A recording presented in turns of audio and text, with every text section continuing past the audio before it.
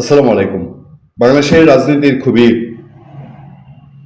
প্রয়োজন এবং প্রাসঙ্গিক কারণেই আওয়ামী লীগ নিয়ে আমাদেরকে আলাপ করতে হয় এবং আওয়ামী লীগকে যতই অপ্রাসঙ্গিক করার কাজ করেছে এই ইউনূস সরকার এবং তার গং তার লোকজন, ততই আওয়ামী লীগ প্রাসঙ্গিক হয়েছে। আমরা গত ১ বছর ধরে আপনাদেরকে বলছি এবং আমি কথাও বলেছি যে আওয়ামী লীগের একটা সময়ে ডক্টর ইউনূসকে সম্বর্ধনা দিতে হবে, মরণোত্তর হলেও সম্বর্ধনা দিতে হবে, জেলুত্তর হলেও সম্বর্ধনা দিতে হবে, কারাগাসোত্তর হলেও কারাবাসোত্তর হলেও সম্বর্ধনা দিতে হবে। কারণ হল ডক্টর ইউনূস যেভাবে আওয়ামী লীগকে কোচলে গেছেন, আওয়ামী লীগকে তিতা বানিয়েছেন, আওয়ামী লীগের উপর স্টিম রোলার চালিয়েছেন, এতে করে ওই যে দলিত, অবহেলিত, নিষ্পেষিত এবং বাংলাদেশের মানুষ, সফট মানুষ, এই দেশের মানুষ সেই নিষ্পেষণের প্রতি একটু স্নেহাশীষ হয়ে ওঠে, তারা দুর্বল হয়ে ওঠে, ইমোশনাল হয়ে ওঠে।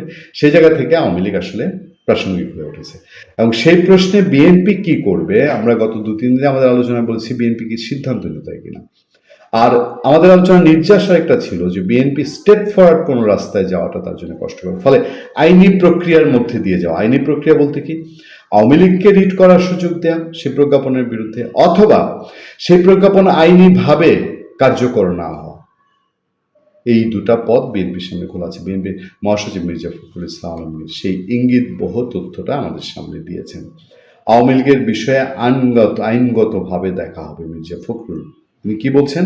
বিএনপির মহাসচিব ও স্থানীয় সরকার মন্ত্রী মির্জা ফখরুল ইসলাম আলমগীর বলেছেন, বিভিন্ন স্থানে আওয়ামী লীগের কার্যালয় খোলার যে প্রসঙ্গ সেটিকে আইনগতভাবে দেখা হবে।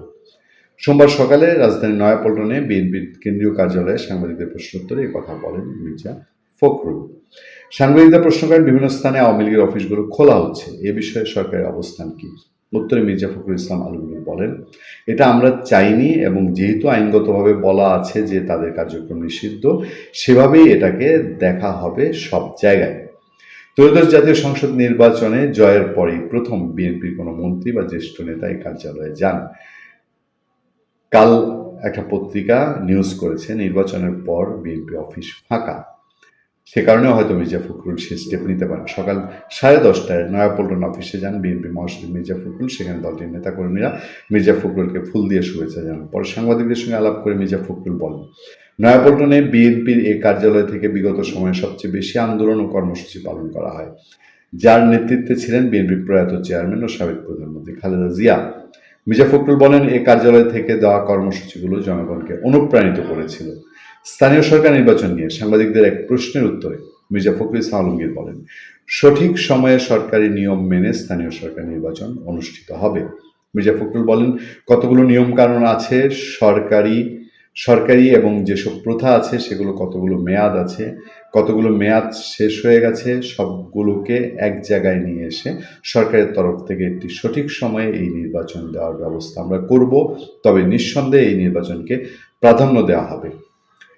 জাতীয় সংসদে সংরক্ষিত নারী আসনে বিএনপি কাদের মনোনয়ন দেবে এমন প্রশ্নে মির্জা ফখরুল বলেন, তাদের জনগণের সঙ্গে সম্পৃক্ততা থাকতে হবে, রাজনীতি ও দলের সঙ্গে সম্পৃক্ততা থাকতে হবে। আমাদের পক্ষ থেকে যারা তাদের সঙ্গে সম্পৃক্ত আছেন তাদের প্রাধান্য দেওয়া হবে। দর্শক,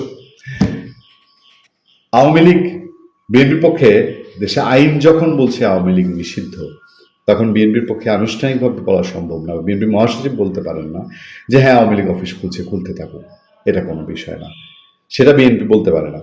কিন্তু বিএনপি ওভারলুক করছে গত ১ সপ্তাহে, এটা তো বাংলাদেশের বাস্তবতা। বিএনপি মহাসচিব বলে যাবেন, আইনের কথা বলবেন, আইনের মানুষ এখন যেহেতু তিনি সরকারি দায়িত্বশীল মানুষ, তাকে সরকারের ভাষায় কথা বলতে হবে।